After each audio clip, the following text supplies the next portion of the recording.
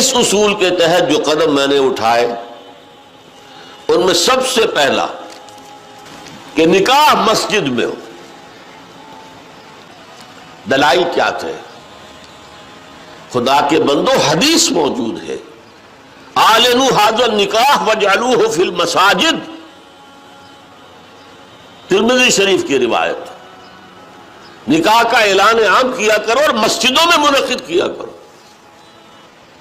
کیا ہو گیا علماء کو؟ کہاں چھپا رہے اس حدیث کو؟ یہ میں مانتا ہوں، علماء کا قول ہے، میں اس کو رد نہیں کر سکتا کہ یہاں فعل امر جو ہے یہ وجوب کے لیے نہیں ہے، فرض کرنے کے لیے نہیں ہے، استحباب کے لیے ہے. تو بھائی مستحب چیز جو حضور نے قرار دی ہے اس کو کیوں چھوڑ رہے ہو؟ دنیا کے ہر معاملے میں ہے جستجو کے خوب سے خوب تر کہاں، اور اس معاملے میں آپ مستحب مان رہے ہیں، حضور کا قول موجود ہے پھر قبول نہیں کر رہے. دیکھو عیسائیوں میں اب تک یہ رسم موجود ہے، انہوں نے اپنے چرچ اور پادری کی یہ عزت برقرار رکھی ہے کہ شہزادی کی شادی ہو یا شہزادے کی ہو چرچ میں ہوگی. کوئی پادری ان کا بغل میں کتاب دبا کر بیٹھا ہوا انتظار نہیں کرے گا کہ عصر کا وقت تھا نکاح کا، بیٹھے مولوی صاحب ابھی بارات نہیں آئی، بیٹھے بیٹھے سوکھ رہے ہیں. وہ پہلے 30 40 50 روپے مل جاتے تھے، اب 300 400 500 مل جائیں گے، اور کیا ہوگا؟ اور وہاں کیا ہوتا ہے؟ شہزادہ یا شہزادی چرچ میں آؤ، پادری کے سامنے کھڑے ہو کر ایجاب و قبول کرو. بہرحال چرچ کی یہ حیثیت آج تک ہے، ہمارے یہاں نہیں، ختم. مولوی کا نہ مقام اور نہ اس کی حیثیت. تیسری بات میں نے یہ عرض کی کہ دیکھیے نکاح سے ایک نئے خاندان کا وجود آپ کے معاشرے میں ہوگا، اللہ اولاد دے گا، ایک خاندان وجود میں آئے گا. اس خاندان کے لیے دعا کی جاتی ہے، اے اللہ اس نکاح میں دین و دنیا کی سعادت اور برکات عطا فرما. وہ دعا کا ماحول ہوتا ہے. آپ نے اعلیٰ ترین سنہری قسم کے شامیانے تان دیے اور فرش میں آپ نے قالین بچھا دیے، صوفے لگا دیے، لیکن وہاں کیا ہوتا ہے؟ سگریٹیں پی جا رہی ہیں، دھواں ہے، قہقہ لگ رہے ہیں، غیبتیں ہو رہی ہیں. پھر یہ کہ کوئی بھانڈ آ گئے تو فحش گوئی ہو رہی ہے، اور ایک کونے میں بیٹھا ہوا بیچارہ مولوی کچھ من من من من من من کر کے پڑھتا ہے، جیسے کہ صرف دولہا کو سنا رہا ہے کچھ، اور پھر کہتے دعا مانگ لے. تو دعا کیا خاک مانگ لے؟ دعا کا ماحول ہوتا ہے، کوئی اللہ کے طرف توجہ ہو، کوئی رجوع ہو تو دعا مانگی جاتی ہے. لہذا اس دعا کا ماحول بھی جو مسجد میں ہے وہ اور کہیں نہیں. چوتھی چیز یہ بھی غیرت کو جگانے والی ہے. اگر حضور کی بیٹیوں کے نکاح مسجد میں ہوئے تو کون مسلمان ہے جو کہہ سکے میری بیٹی زیادہ باعزت ہے فاطمہ سے رضی اللہ تعالی عنہ؟ میری بیٹی کا نکاح مسجد میں کیسے ہو؟ آخری چیز، اور یہ اصل میں اس ازدواجی رسم کے ضمن میں جو اہم فلسفہ ہے وہ میں بعد میں بیان کروں گا. کس قدر بچت ہو گئی. لڑکی والے کے ہاں آپ جائیں گے، وہ شامیانے لگائے گا، وہ قالین منگائے گا، وہ کرسیاں منگائے گا، وہ صوفے لگائے گا، رات ہے تو قمقمے لگائے گا، بجلی. کتنا خرچہ ہوا. مسجد میں بھی بھائی قالین بھی بچھے ہوئے ہیں، مسجد کے اندر کشادگی ہے، مسجد میں اوپر پنکھے بھی لگے ہوئے ہیں.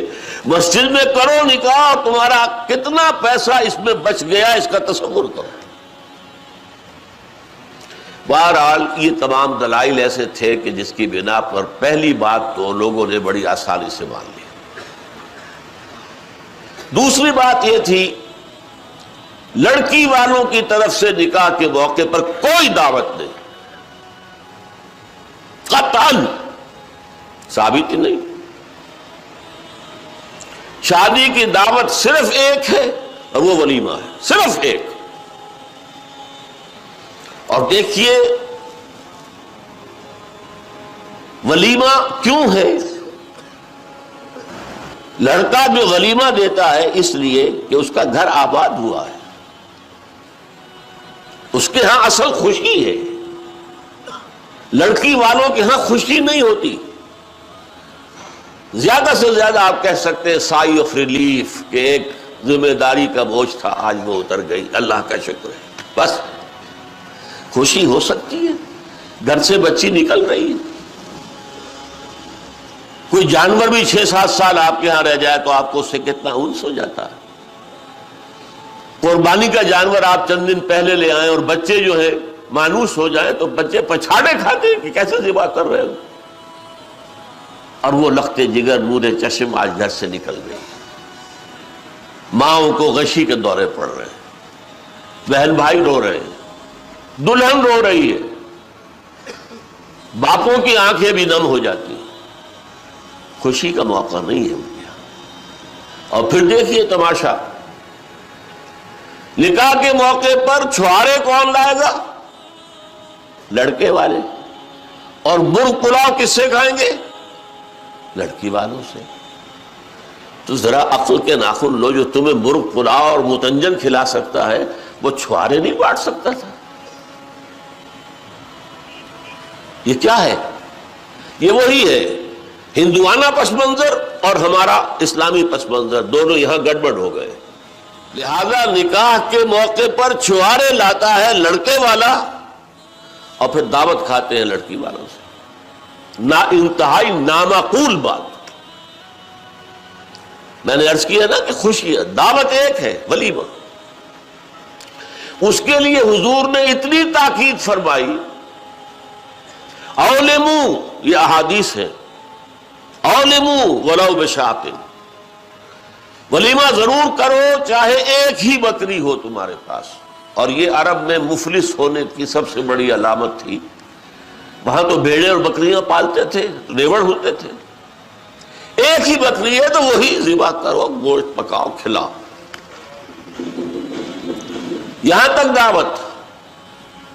اذا دعی احدکم للولیمۃ فلیاتھا، جب تم میں سے کسی کو ولیمے کی دعوت دی جائے ضرور جائے. اس سے آگے دیکھیے، اور اس میں توازن جو ہے ہماری دین میں اور حضور کے فرمودات میں، اس کا ایک نقشہ سامنے آتا ہے. بے شک طعام و طعام الولیمہ، ولیمے کا کھانا برا کھانا ہے. کیوں؟ اس میں غریبوں کو نہیں بلایا جاتا.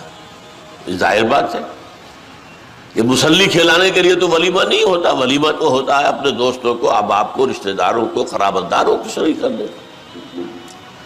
لیکن اس کے باوجود، اسی حدیث کا ٹکڑا، اس کے باوجود میں تم سے کہتا ہوں کہ جسے بلایا جائے اگر وہ نہیں جائے گا تو وہ اللہ اور اس کے رسول کے حکم کی خلاف ورزی کرے گا. یہ تاکید ہے. اور یہاں تک تاکید ہے، اگر تمہارے کسی بھائی نے نکاح کیا ہے اور اس کے پاس کچھ نہیں ہے ولیمے کے لیے، اپنے گھر سے کھانا لے جاؤ اور اس کے ساتھ جا کر بیٹھ کر کھا لو. سیلیبریٹ کرو. سیلیبریٹ کرنے کی ایک سمبل ہے، یہ اس کی ایک علامت ہے. اب آپ سوچئے، جس نبی نے دعوت ولیمہ پر اتنی تاکید ہمیں کی ہے، اگر لڑکی والوں کی طرف سے نکاح کے موقع پر دعوت میں بھی کوئی خیر ہوتا تو وہ ہمیں نہ سکھاتے، نہ بتاتے. کیا بخل سے کام لیتے؟